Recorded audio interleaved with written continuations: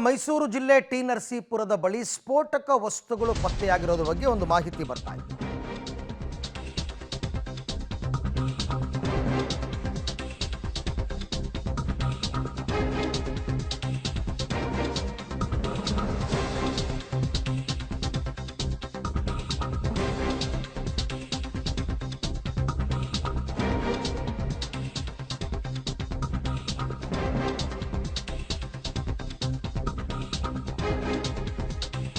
ಮೈಸೂರು ಜಿಲ್ಲೆ ಟಿ ನರಸೀಪುರದ ಬಳಿ ಸ್ಫೋಟಕ ವಸ್ತುಗಳು ಪತ್ತೆಯಾಗಿದೆ.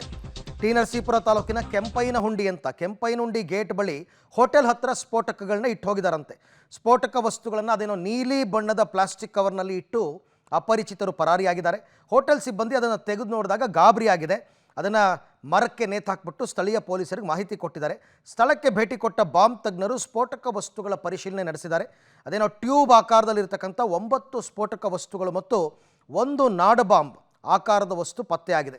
ಸ್ಫೋಟಕ ವಸ್ತುಗಳು ಕಲ್ಲು ಗಣಿಗಾರಿಕೆಗೆ ಬಳಸೋದಕ್ಕೆ ತಗೊಂಡು ಹೋಗ್ತಾ ಇದ್ರು ಅಂತ ಹೇಳಲಾಗ್ತದೆ. ಅಂದರೆ ಇದು ಸ್ಫೋಟಕ ವಸ್ತುಗಳು ಸಾಮಾನ್ಯವಾಗಿ ಇಂಥ ವಸ್ತುಗಳನ್ನು ಈ ಕಲ್ಲು ಗಣಿಗಾರಿಕೆ, ಕಲ್ಲನ್ನು ಬಾಂಬ್ ಸಿಡಿಸೋದಕ್ಕೆ, ಕಲ್ಲು ಸಿಡಿಸೋದಕ್ಕೆ ಅಂತ ಉಪಯೋಗಿಸ್ತಕ್ಕಂಥ ವಸ್ತುಗಳು.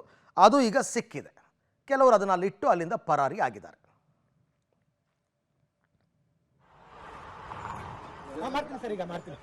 ಓಕೆ, ಈ ಬಗ್ಗೆ ಕೂಡ ಮತ್ತಷ್ಟು ಮಾಹಿತಿ ನನ್ನ ಕೊಲೀಗ KP ನಾಗರಾಜ್ ಅವರಿಂದ ಪಡ್ಕೊಳ್ಳೋಣ. KP, ಈಗ ಅದು ಕಲ್ಲು ಗಣಿಗಾರಿಕೆಗೆ ಬಳಸುವಂತಹ ಬಾಂಬ್ಗಳಾಗಿರೋದ್ರಿಂದ ಈಗ ಏನು ಅನುಮಾನ ವ್ಯಕ್ತವಾಗ್ತಾ ಇದೆ ಅಂತ? ಅಲ್ಲ, ಯಾಕೆ ಆ ಪ್ರದೇಶದಲ್ಲಿ ಇಟ್ಟೋದ್ರು ಅಂತ, ಕಲ್ಲಿ ಗಣಿಗಾರಿಕೆಗೆ ಬಳಸುವಂತಹದ್ದು, ಜೊತೆಗೆ ಕೆಲವೊಂದಿಷ್ಟು ಅದರಲ್ಲಿರುವಂತಹ ಸ್ಫೋಟಕ ವಸ್ತುಗಳು ಕಾಡು ಪ್ರಾಣಿಗಳ ಬೇಟೆಯ ಸಂದರ್ಭದಲ್ಲೂ ಕೂಡ ಅದನ್ನು ಕೂಡ ಬಳಸ್ತಾರೆ ಅನ್ನುವಂತ ಮಾಹಿತಿಗಳಿದಾವೆ. ಆದ್ರೆ ಅದನ್ನ ತೆಗೆದುಕೊಂಡು ಬಂದವರು ಯಾಕೆ ಅಲ್ಲೇ ಇಟ್ರು ಅನ್ನುವಂಥದ್ದೇ ಈಗಿರುವಂತಹ ಪ್ರಶ್ನೆ. ಯಾಕಂದ್ರೆ ಆ ತರದ ಒಂದು ಕೆಲಸಕ್ಕೆ ತೆಗೆದುಕೊಂಡು ಹೋಗುವಂತವ್ರು ಅಲ್ಲಿಗೆ ತೆಗೆದುಕೊಂಡು ಹೋಗ್ಬೋದಿತ್ತು. ಆದ್ರೆ ಇಲ್ಲಿ ಹೋಟೆಲ್ನ ಬಳಿಯಲ್ಲಿ ಏನು ಮರ್ತಿಟ್ಟೋದ್ರು ಅಥವಾ ಉದ್ದೇಶಪೂರ್ವಕವಾಗಿ ಇಟ್ಟೋಗಿದ್ರು ಅನ್ನುವಂಥದ್ದು ಸಹಜವಾಗಿ ಅನುಮಾನ.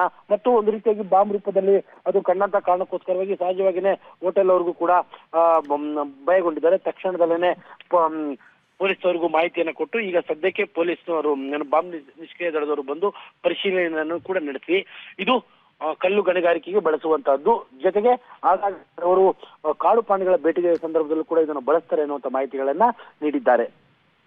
Arvind. Okay KP, thank you. ತಮ್ಮೆಲ್ಲ ಮಾಹಿತಿಗೆ ಧನ್ಯವಾದ. ಅದು ಒಂದು ಅನುಮಾನ ಮೂಡುತ್ತೆ, ಯಾಕೆ ಅಲ್ಲಿಟ್ಟರು, ಅವ್ರ ಉದ್ದೇಶ ಏನು, ಮರ್ತು ಹೋದ್ರಾ, ಇವೆಲ್ಲವನ್ನ ಕೂಡ ಪೊಲೀಸ್ ತನಿಖೆಯಿಂದ ಈಗ ಗೊತ್ತು ಮಾಡ್ಕೋಬೇಕಿದೆ.